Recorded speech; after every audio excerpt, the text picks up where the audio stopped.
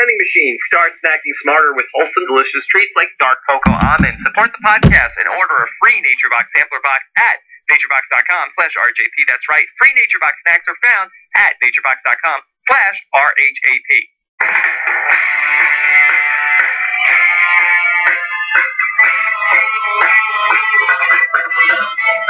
Coming to you live from my apartment, which is really the name of the studio. Hey, it's Robin's podcast. And now here's the guy who does, in fact, know the correct spelling of the name of the counselor on the USS Enterprise NCC 1701D, Rob Cesternino. Hello, everybody, and welcome back to our King of the Nerds finale coverage. And I am here with two men who are, it's a bittersweet moment for them because it is the end of a King of the Nerds season, but it is the start of a reign of a very deserving King of the Nerds nerd, Dr. King of the Nerds.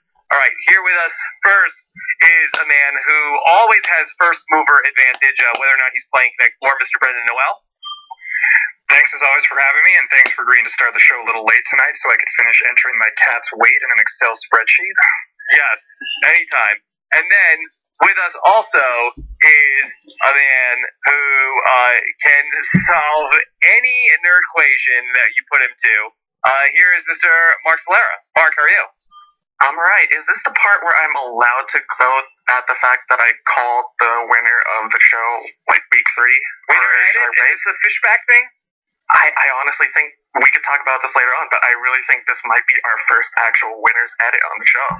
Yeah, I do feel like that Jonathan did get a bit of a winner's edit. Also, he had, like, a lot of, like, bumpers, like, coming in and out of the show, like, this is my game, changer face, right? Yeah, I think usually, he was always the one you saw in those commercials. Yeah, and he really was like a narrator for a lot of the season, so I feel like this was probably our first King of the Nerds winner where we really did have them, getting a lot of airtime and also coming off like they could be the winner through most of the season, right? Yeah, it's so strange because, like, Jonathan, the edit of his game and everything that kind of built to that were basically all the reasons I thought that Xander was going to win last season, the clear narrator of that season, and it didn't happen, so I figured, like, I'm not buying into any of this, and then, basically from around, like, episode 5 or 6, it just kept building and building, and it was pretty clear, I think, that Jonathan was going to win. Okay. Were you getting faked out at all during this finale episode? I mean, there were parts of it, because we've seen the show so many times that you almost want to, like, question the fact that, this guy's getting a winner's edit. The last 2 times, the people who've gotten kind of the winner's edit, they've lost. So I started to look at Ben, I started to look at Lily, but I was overall pretty happy about it. I definitely thought that there was a potential that Ben would end up winning because they were trying to give him a little bit of an underdog story in that episode. So I wasn't entirely sure. All right, so we have our third King of the Nerds winner, our first King of the Nerds winner. That is a man. Are you guys happy to see the glass ceiling broken for King of the Nerds winners, Brendan? It's just nice that men are finally getting a break in this. Exactly. I mean, we push for equality, for men's rights all the time. It's nice to see someone finally get a break who's a man on this show. Finally. Let's talk some serious news here for a minute. We had a card at the end of the episode about the car accident that Robert Carradine got into. Mark, do you have any information about how Robert is doing at this time? He is recovering as far as I last heard, and they just want, the family just wants respect at this time and privacy, but he is doing well. Okay, so do they expect him to make a full recovery? Yes. Okay, there you go.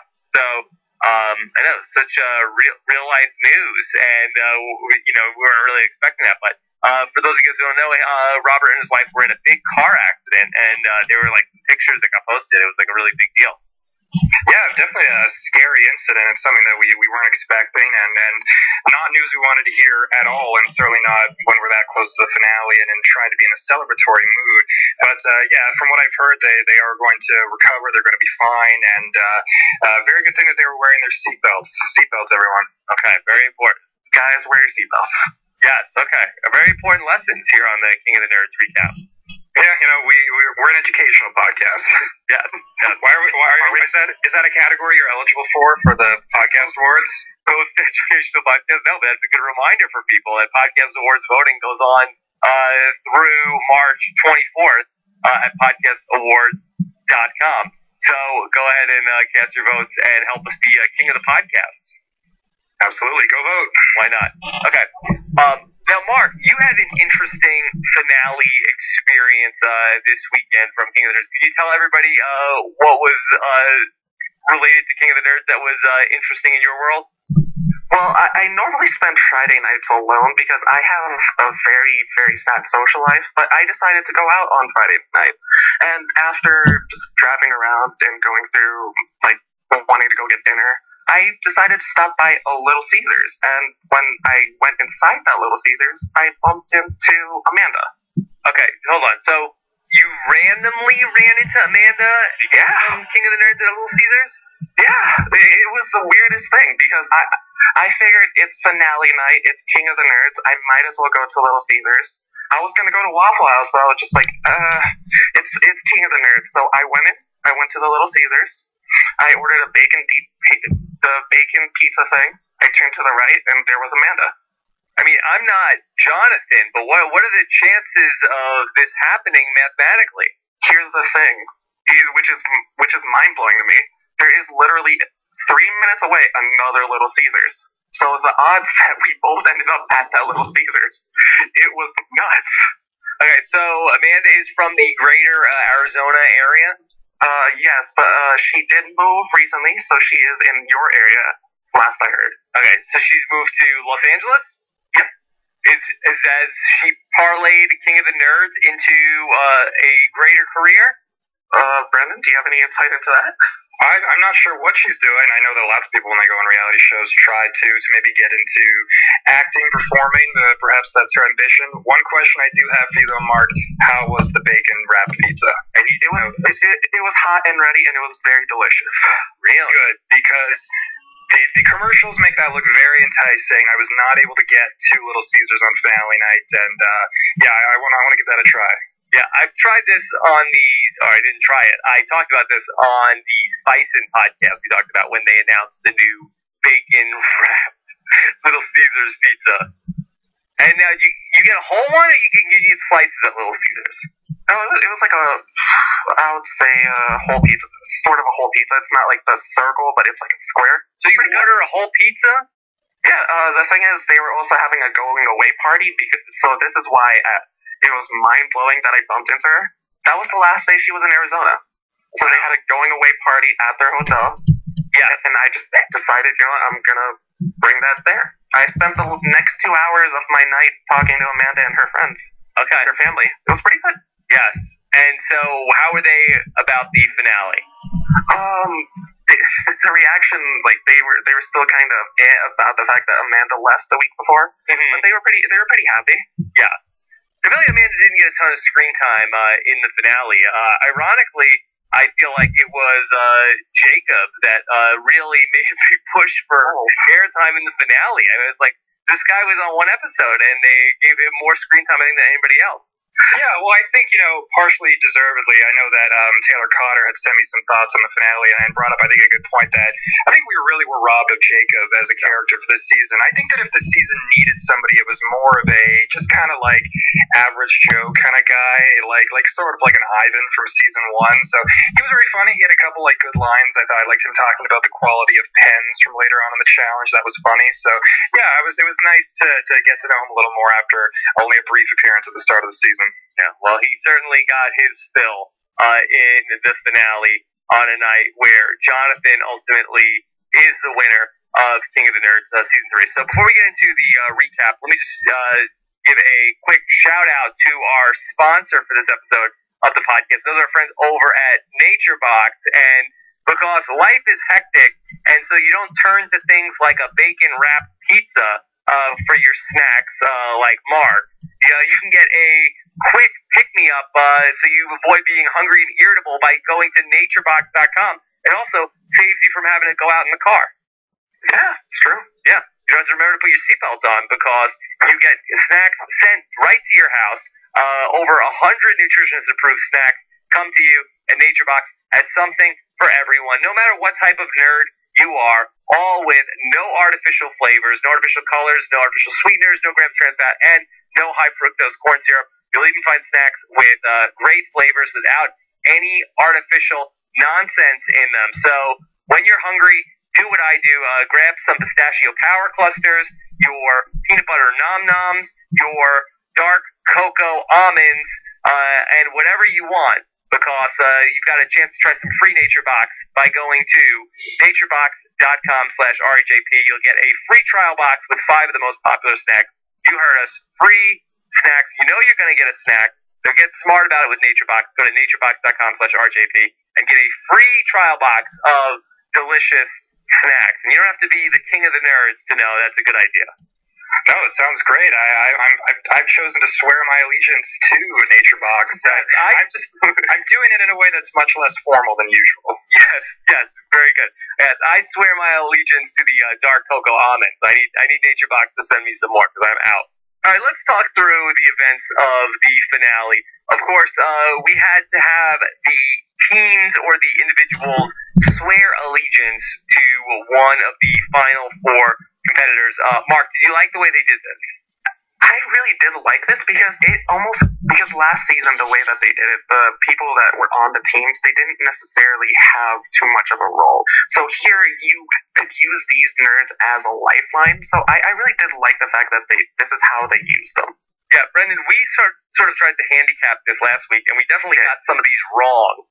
Very wrong. Very wrong. Let's go down the list and talk about who ended up going with who. Jacob, he ends up swearing his allegiance to Jonathan. We don't really know anything about Jacob going into this episode, so no surprise there. Yeah, that was as we got closer to the start of the season, it became tougher to call some of those people. So clearly, Jonathan had friends in the house. He got half of the eliminated contestants to support him. That was pretty impressive. Okay, Thomas ends up going for Jonathan again. Hard to predict what Thomas Ballum is going to do, but okay, we'll go with that. Ori goes with Caitlin. I think that we were pretty much on point for that, right? Yeah, I think so. Caitlin did a very good job of making the sort of anti-Secret Six push and getting people on her side. I was a little surprised that Thomas didn't go for that, but no surprise that Ori went for Caitlin. Yeah, that was the biggest surprise to me, honestly. The fact that, besides, maybe we're going to talk about this in a little bit, but Thomas and Todd were the 2 biggest ones that I was really surprised about. Yeah, well, we'll talk about Todd in a second. But for Thomas, I feel like he looks at Jonathan as sort of like, I feel like Jonathan is like the rich man's Thomas. I agree. That's a very good point. Jonathan is sort of like Thomas 6.0. Yeah, I feel like Thomas looks at Jonathan like, that could be me. Yeah, like, that is the coolest person I've ever seen. Yes. He is the Smeagol to his Gollum, right? That's a good way to put it, yeah. Spot on. All right, let's talk about Todd and maybe the shock of the night that Todd decides to go with the Cersei Lannister of King of the Nerds, and he goes to support Lily. Mark, your thoughts on this? I feel like there was something in the editing room that we didn't get, because I feel like he had to have still had some sort of animosity towards Lily for that. Like, I wonder if we had some sort of Heather did something, or hey, Amanda helped push Todd towards Lily. But I feel like we're missing something here. I really do. Okay, Brendan, can you fill in the blanks? I don't know. I mean, crossword puzzle. Yeah, like crossword puzzles. Shit is serious. A crossword puzzle. Yeah, I kind of agree in the sense that if there would have been one more scene when everybody first came back in and we just saw Todd and Lily have maybe an awkward or kind of stilted interaction with each other, and maybe they kind of set that up a little bit, it would have made more sense. Not that his reasoning for, I feel like I owe it to Lily to try and make amends, bury the hatchet, whatever, didn't make sense, or certainly wasn't, a noble thing for him to do. But yeah, I think that that definitely surprised me. So Colby ends up going with Caitlin. No surprise there that she was really compelling in the, hey, let's stick it to the man, stick it to the Secret Six pitch to Colby. Yeah, no shock that he was one of the people who bought into that. He was clearly on the outs for those kind of middle weeks when he was sort of the only person left in the game who was not in the Secret Six, and definitely knew that he was on the outside looking in. Now, Heather goes to support Jonathan, not a big surprise, but was it a minor surprise that Amanda goes to support Lily instead of Jonathan? Did you guys talk about this, Mark?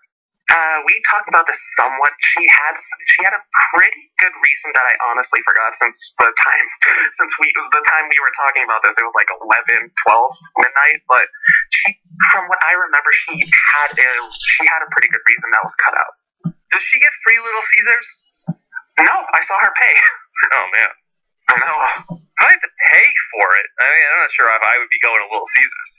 With all due respect to Little Caesars. Yeah, I mean, it's a great organization with great food, but I mean, I feel like if I went on King of the Nerds, I should get some kind of like lifetime gold pass there.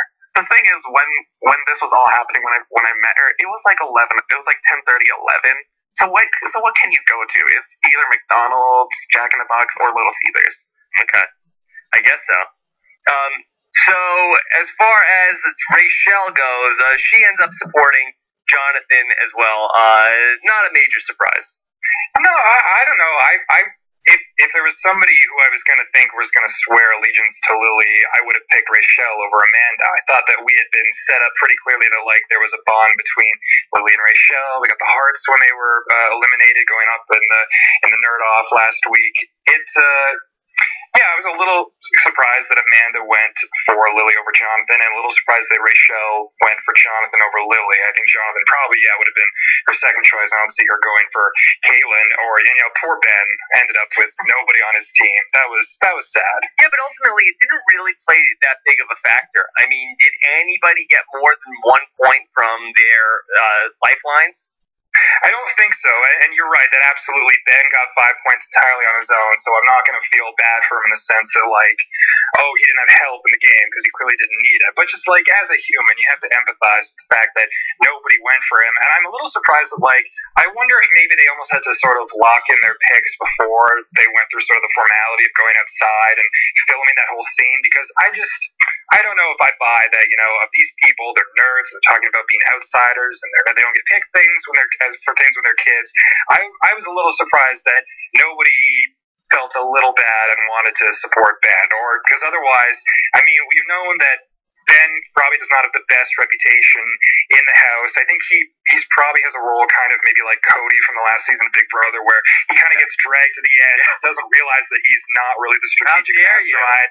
You think, they're clearly the what were they called? Their duo, the Hitmen. Hitman. Yeah. Ben does not have as many kills in the Hitmen as somebody like Jonathan does. So clearly, there's another case where an editing gray area I would have liked to see more of is, did people really hate Ben that much that he got nobody to support him? I honestly just feel sorry for the fact that there was Team Ben shirts that went unused. Yeah, that's. It's going to be a very ironic thing that some underprivileged people are wearing. They'll have that and their 19-0 Patriots shirts. Yep. All right. For Ben, though, I mean, was it more that, people from his alliance made it with him to the end? I mean, could you not say that his closest ally was Lily and she was also in the Final Four? That's probably true. That certainly the earlier boots who we don't have any reason to think would swear allegiance to him did. Yeah, I think that's a good point. And also, I think that just out of all those people who were in the majority, everybody's got just a slightly closer friend to them than Ben. So in that aspect, I understand it. I don't know. That was a little hard to watch. Even if Ben was a good sport about it, he was really funny in that confessional where the tumbleweed is rolling in the background. That was good. But just I was just I was a little bummed for the guy. He seems like a perfectly decent guy. Okay. So we ended up having the Nerd Bowl. Did you guys like the format for this? I have to say that the thing that was hosting the competition was pretty amazing. Like, all the times they did like a challenge this season where you had like a cardboard box and duct tape, and all the times that they saved money this season, maybe this is what they were saving up the money for.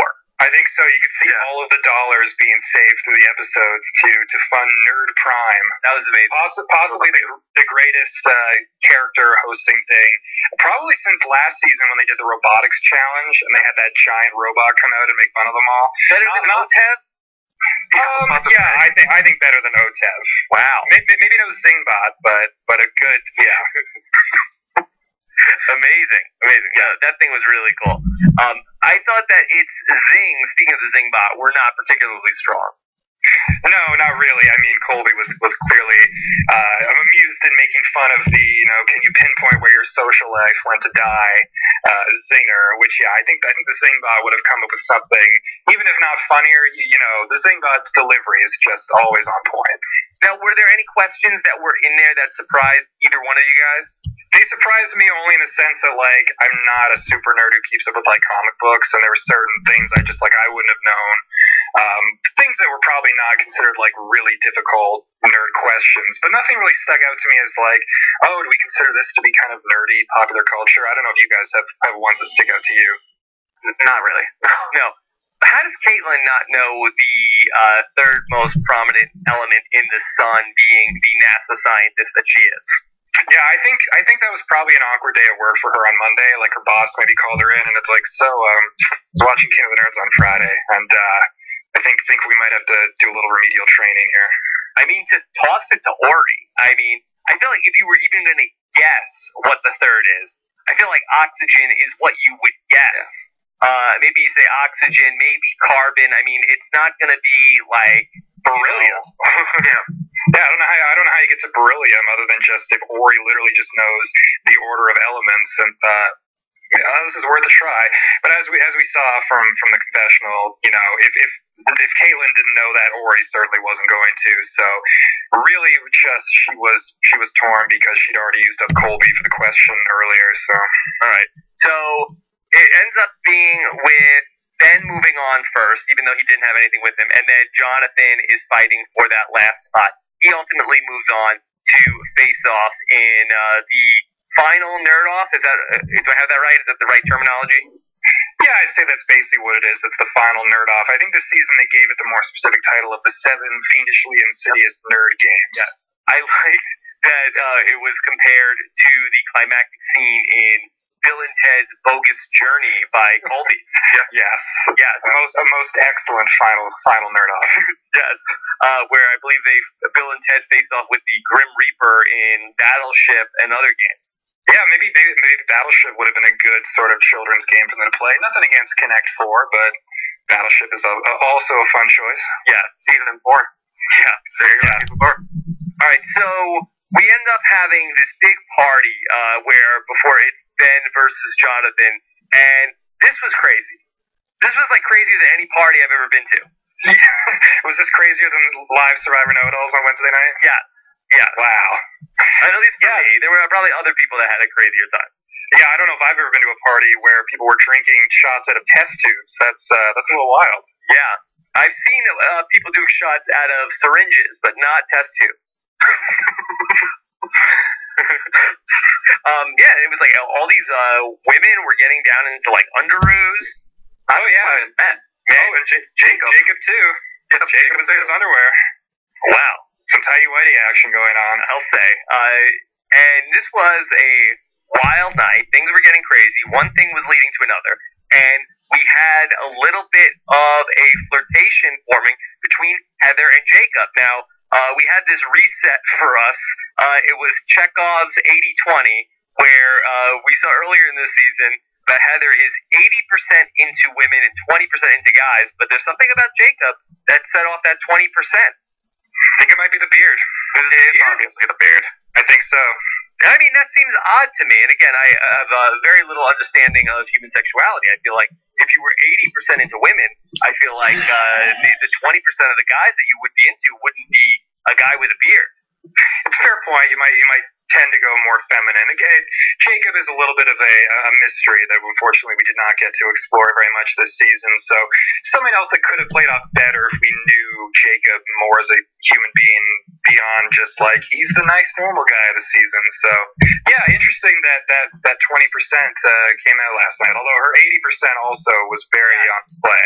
Let's stick to the 20% right now. And now, what was the problem here? Was Jacob not into Heather? Like, I felt like, Jacob was in confessional and he was like, yeah, I know that Heather has a thing for me. And he's like, and we're good friends. I felt like he was sounding a lot like, but I don't like her that way. Yeah, I think that's true.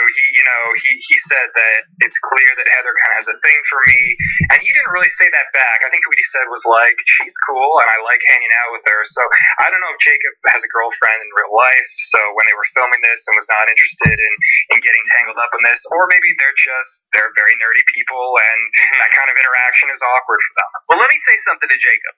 Jacob, you were the first person kicked off this season. Here's Heather, who was in the Secret Six. She is considering maybe getting with you. This is almost a violation of the undateable before the merge rules, where you are not only an early boot, but the first boot with that stigma associated with that on a reality show, and somebody who was a notable contestant wants to get with you and you need to consider it. What is wrong with you, man? Yeah, I think that's a very good point. I mean, Jacob should be considering himself lucky that I think one of the stars of the season is taking a romantic interest in him, and in a gender that she generally does not take a romantic interest in. I think that this should not have been maybe as tough a decision for him as it seemed to be. Jacob blew it. I also just want to point out that Jonathan didn't exactly do a great job trying to connect these two together. Did he do a better job connecting them or connecting four? Definitely connecting four. It's better at Connect 4 than Connect 2? Yeah, I think that's a good way to put it. Who had first mover advantage? Heather? I think Heather did. Yeah, okay. Well, ultimately, it is all for naught because then we end up seeing Heather in bed with, now I want to make sure I have this right. I thought at first it was Amanda, but I believe it ended up being Rochelle that she was in bed with? It was Rochelle. Man. Or woman. Yeah, was it Rochelle who said that she was 70-30? 70-30. That was Rochelle. So that was her 30% side, maybe. I need Ben to solve these fractions. Yeah, this is all confusing to keep up. Everybody's got their individual percentage, and it's hard sometimes to keep them in line. But yeah. Yeah. Oh my God. So what a night at the King of the Nerds house. You gotta admit, on no other reality show when you give them alcohol, like not even really in the Big Brother house, apart from the season that is like deliberately known as the orgy season, do you tend to get Orgy Island? Yes, on Orgy Island. Do you get this kind of sexual frivolity on a reality show? Yes. Well, it just goes to show you that there is no better aphrodisiac than Little Caesars. Oh, for sure. Yes, please give us free Little Caesars. We'd like our gold passes now, please. It's hot and ready, and you will be too. Little Caesars. Yes. Let's move on to our final battle, and this was pretty much as exciting as it can get. It was the old, in the 7-game series of one team wins the first two, then the other person wins the next 3, and the other person wins the next 2. Shades of the 2001 World Series between the Yankees and the Diamondbacks. In your native Arizona, Mark. Yeah? Yes. That's really the most exciting way I think a 7-game series could go. Yeah, I definitely like that this went to 7 games because I didn't want this to sort of get kind of cut off at the knee before we really got things started. So I'm well on record, I know a lot of people are as well, of really not liking the finale format from either of the previous 2 seasons.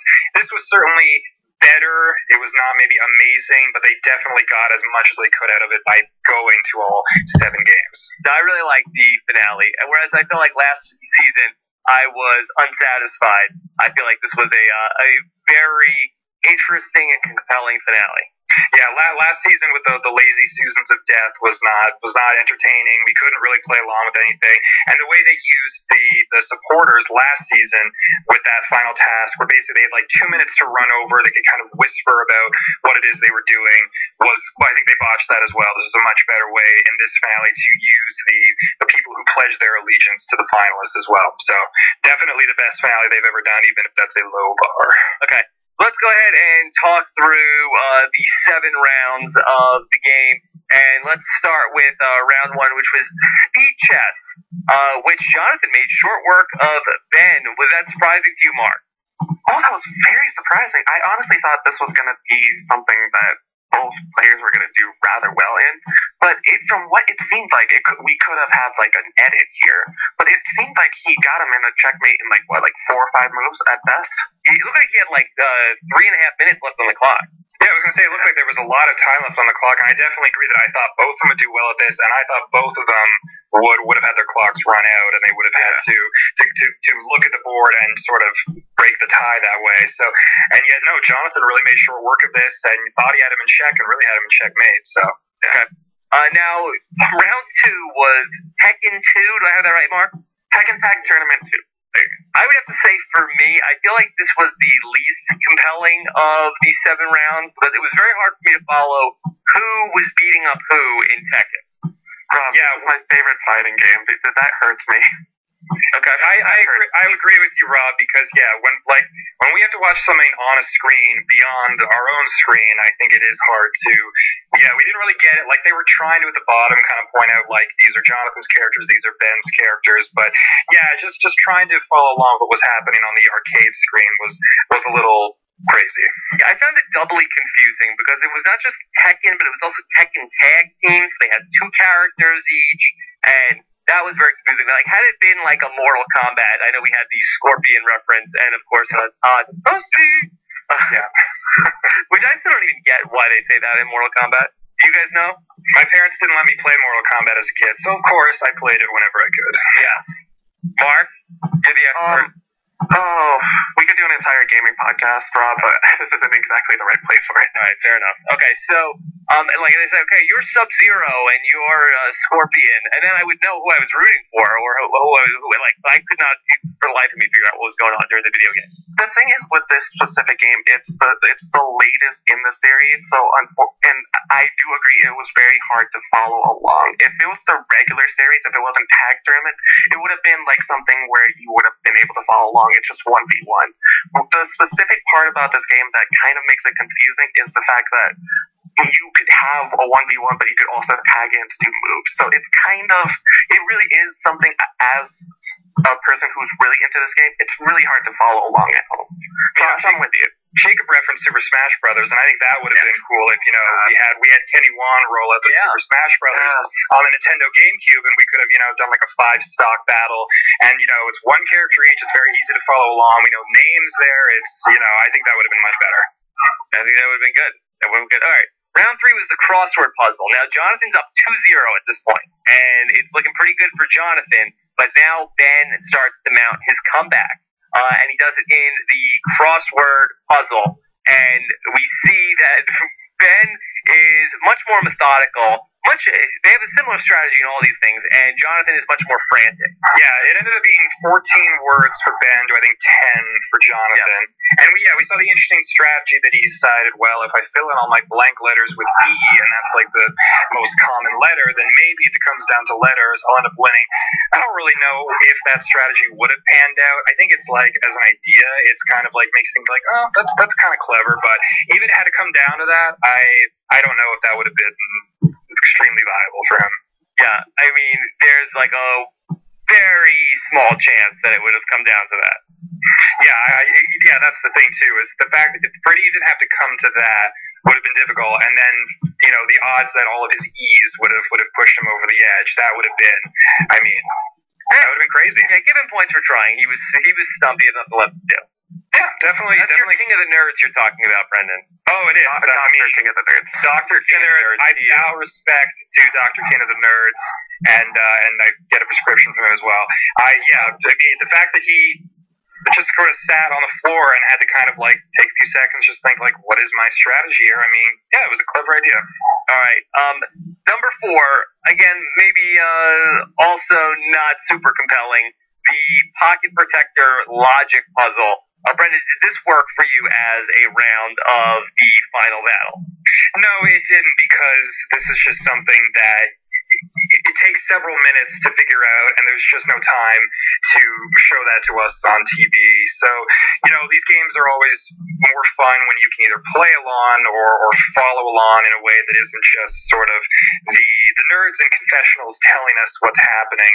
So we got like quick sort of glances, like the camera sort of pans across the instructions, and that was kind of about it. And then I feel like they tried to kind of race through this, and that was probably the right move. Yeah. And Ben ultimately wins this one. And then the fifth round was the Nerdquation, which again probably wasn't going to be compelling TV, but it was interesting in that this was Jonathan's forte. It was a 5-hole challenge for Jonathan. Oh, there you go. It ends up being a reverse 5-hole because Ben ends up stealing this from him because he's able to solve it like incredibly quickly. Yeah, how embarrassing for Jonathan if it just had ended up rolling the other way and it would have been a 4-3 victory for Ben. I don't know if he ever would have lived this one down. Right. If he lost on this, I think that would have been incredibly embarrassing. Yeah, really rough. But this was a better sort of component than the pocket protector logic problem, because again it ended up being pretty simple math. It was just sort of addition and subtraction. But yeah, not thrilling, and we certainly have had better games to talk about here. All right, then we had the Connect 4 game, which I thought ended up being somewhat interesting, and it came down to really about, I didn't know this, everybody seemed to know, first mover is the big deal in Connect 4. You didn't know that? I did not know. I feel like I've heard that before, but I feel like I've heard about a lot of games. Like, I feel like the first mover, like Tic-Tac-Toe, I think the first mover either has an advantage or disadvantage. With certain games like that, there is something to do with the order. Yeah. Who knew? So, Connect 4 is a big deal, and Jonathan ends up with being the first mover, winning at rock, paper, scissors, and then we had Ben playing defense the whole time and totally biffed it on a move where he set Jonathan up. Yeah, he really did just completely miss that, and then Jonathan immediately saw his chance. And yeah, I thought it was interesting that like we came off of these games where it was a lot of the logic problem and the equation puzzle. That was like some really kind of hardcore putting your intelligence to the test, and then they kind of moved into this. Okay, this is just very simple kind of common sense stuff, the way they explained it to us with Caitlin in the confessionals, saying that like this is a very easy game to get too caught up in playing either offensively or defensively, that you make a mistake, and that seems to be what happened to Ben. Okay. Finally, we had our last one, which again I didn't really think this played great on TV. I think that maybe the idea was that it was going to be forming a picture, and the picture was going to look good on TV. But the way that the guys were sort of scribbling in, I felt like it was hard to sort of figure out what the picture was supposed to be. Even when they said it was a crown, like it is. Yeah, I didn't really, I mean, even when they showed us like the kind of like, here's what it's supposed to look like, and it's like all of the squares clearly blocked in, that didn't even look like a square. And it seemed like, they didn't really anticipate that they're going to be emphasizing speed here, so they're not going to be taking the time to like delicately color in the entire blocks as if they're taking like a Scantron test for their SAT. Like they're just scribbling it in, trying to imply that like, yes, this is the square I'm indicating. So not a great challenge, and I think if they wanted to order this, like if they had a second shot at reordering these games, this is not the one I would pick last if it did come down to the final game. What would you have last? I think symbolically, Speed Chess probably would have been ruler one. Yeah. And just checkmate. I think that's what I would have gone with. Interesting. Yeah. Even though in the rundown of the 7 tasks, not too many of them turned out to be great, I still felt like it was really interesting how it came down to the wire. So I was very happy with Jonathan versus Ben, and I'm very happy with Jonathan as the winner. I would have been okay with Ben, but I feel like it was more Jonathan's season. Yeah, I agree with that. I was kind of rooting for Ben just in the sense that I always am inclined to think like, wouldn't it be so cool if Ben, who had nobody on his side, a lot of people had written off, came back and won this, and especially, beating Jonathan in his own games with things like the equation puzzle. But no, I think in the long run, Jonathan makes a lot more sense as a winner. And this is the first time that I went away from a finale and didn't think like, oh god, now I have to like rewatch the entire season and try and trace the path of like, okay, why does it make sense that this person won? Because I really didn't feel that in the second season, and not so much in the first one either. All right, Mark, what has been the fan reaction to Jonathan winning King of the Nerds season 3? I'm gonna try not to use some of the language that a lot of these commenters have been using, but it's not exactly been great. The second Caitlyn left, there wasn't exactly a lot of rooting interest for the commenters or the viewers of the show. So it's not exactly been nice for Jonathan, but there have been support. It was funny that after we were talking about, like, a couple weeks ago about how, the Reddit community really does not like the Secret Six. That was before I'd gone to the subreddit and seen that they changed their name to the Caitlyn Spack Fan Club. So, yeah, basically, once she was gone, I guess they were like, well, we got about 25 more minutes of show left, and then the season will be over. We can stop thinking about this, and that'll be good. So they were not fans of Jonathan Wynn. If you honestly just go into like the Facebook page and just look at the threads of like, oh, Jonathan's our winner, and just start scrolling down, it's a bunch of Caitlyn should have won. Team Colby, spelled Kolby, should have won. Colby should have won. So it's not exactly been nice, but it's there's been support. There has been support. It's a loud minority. A loud minority of people who were anti-Secret Six. Yeah, welcome to the internet. Yeah, so I'm on the Facebook page now, and I'm looking at the top comments. The top comment is by somebody who says, "Revive peace, hilarious considering who won. Team Colby, that has 44 likes." Then somebody else says, "Having loved season 1 and 2 and attended your panel at New York Comic Con in 2013-2014, all I have to say is what a disappointment this season was. The contestants this year were whiny, backstabbing bitches with a lack of skills." That has 36 likes. Now, what I'll say is that I think I agree that this is probably my least favorite season of the show, and I do think this was probably a weaker cast. But I by no means hate the show. I want to see the show back next season. You know, if you go onto the King of the Nerds Twitter, they have a really great inner circle poll. You can go online, you can give your feedback. Make sure you tell people at TBS that you want the show back next year. But I do kind of agree with the sentiment that this was probably an underwhelming season for me. Mark, I'm guessing by the noises you're making that you disagree? No, because here's the thing. You said, correct me if I'm wrong, you just said that you found this to be the weakest season? In my opinion, I thought this was the weakest season. See, the thing is with me, after watching season 2 very recently, I don't know if I could agree with that in the sense that we had Zach for season 2, and he was probably the greatest reality TV villain since Russell Hands, to quote Rob. But at the same time, we had a lot of those people on season 2 very, very, very underdeveloped. And I felt like with this season, we developed a lot of these characters, and it was almost like a callback to season 1 in the sense that I felt a lot of like connections with the people that ended up leaving. In season 2, I honestly couldn't. A lot of those moments for a lot of the cast ended up being because of Zach. And I have to sometimes question, was that good or is that bad? Certainly Zach is a tide that lifts all boats, and that was a major factor in the entertainment value of the second season. I'm not sure, though, I totally agree that this was, on the whole, a cast that was as well developed as the one in the first season. I thought there were a lot of characters we got to the end here and really were still kind of blanks in terms of strategy and personality. I mean, like Lily was somebody we talked about last week, we still don't really know who she is, and it feels like she's kind of, it's not entirely the fault of the show because I don't know really what she's given them to work with. Like, I think one of the things that kind of best summed up Lily was there was that scene at the beginning of the episode where somebody asked Lily, "Why do you deserve to be the queen of the nerds?" And she was basically like she was in a pageant. She was sort of like, "I am accepting. I am passionate. I am creative." You know, it was almost like there's that Parks and Rec episode where April sort of enters the pageant, just sort of make fun of it all. And it's just like, I like people, places, and things. And just like she didn't even seem to know why she was there entirely.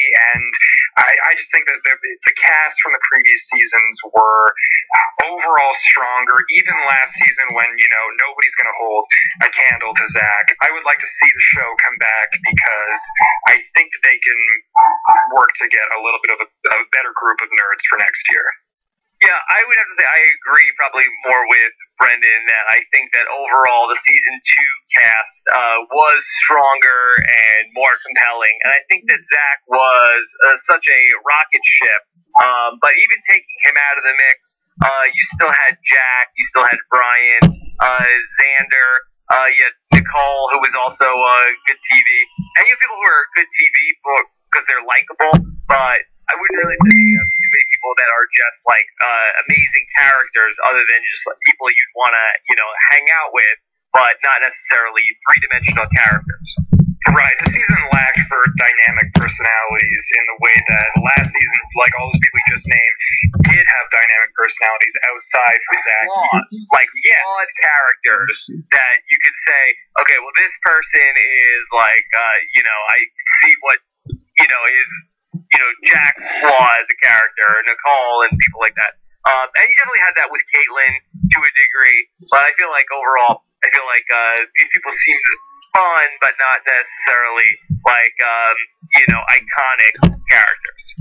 Yeah, if we do ever get fortunate enough to get to sort of like an all-star season of King of the Nerds, I feel like this might be like the Survivor Thailand, where we might get a one token person who will be the Xi'an representative of this season, and I don't expect the greatest number of returning nerds to come from this cast, unfortunately. Who would that be for you?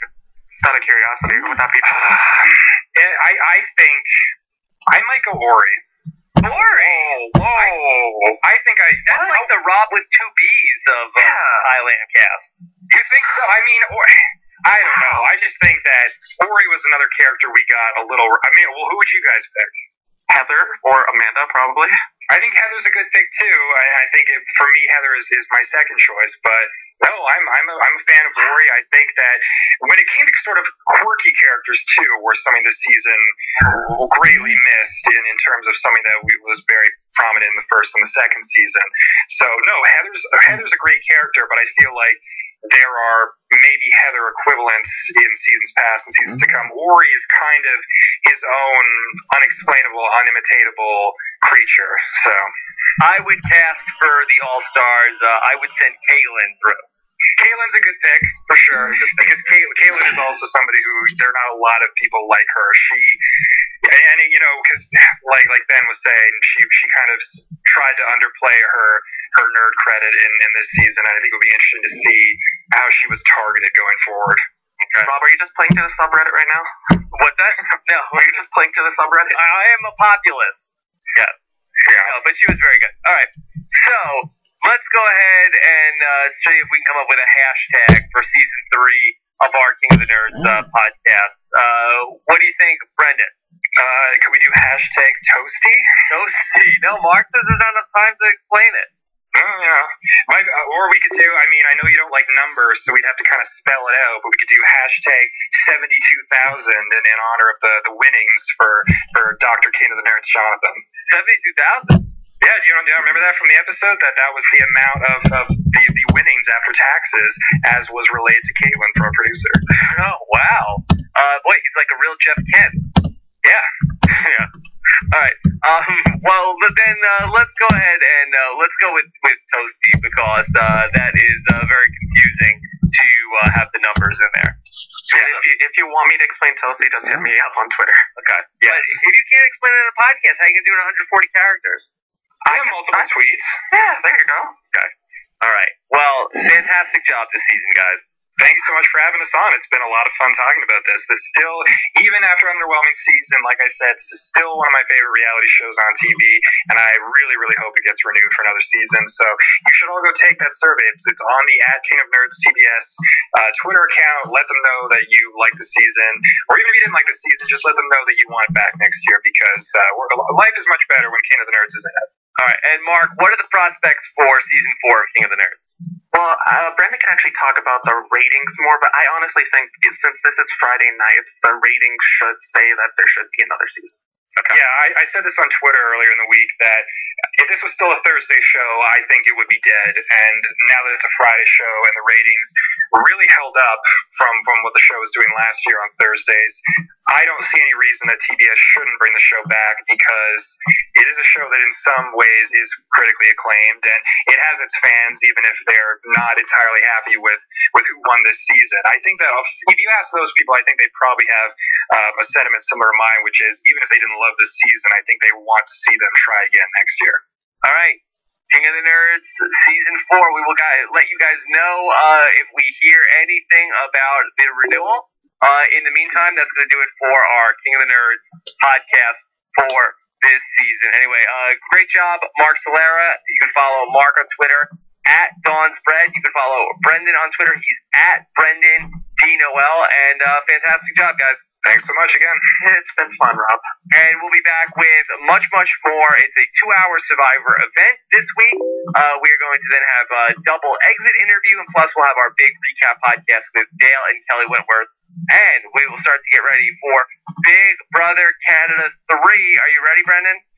Ready. My TV is tuned to Global Slice, whatever channel that the show will be airing on this year. Have your Twistos?